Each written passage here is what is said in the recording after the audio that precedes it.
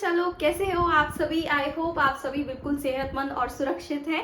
तो आज आपके लिए एक ब्रेकिंग न्यूज़ है, बहुत बड़ी न्यूज़ है कि आपके क्लास 12 सीबीएसई के बोर्ड एग्जाम कैंसिल कर दिए गए हैं।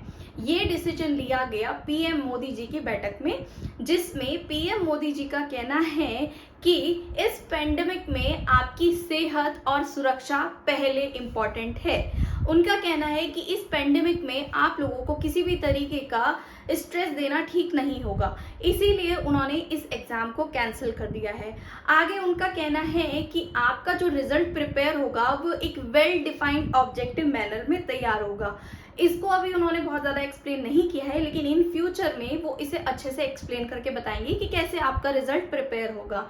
आई होप इस न्यूज़ से बहुत से बच्चे खुश भी होंगे और बहुत से बच्चे नाराज़ भी होंगे, क्योंकि बहुत सारे बच्चों ने बहुत सारी मेहनत की होगी अपने बोर्ड एग्जाम्स के लिए।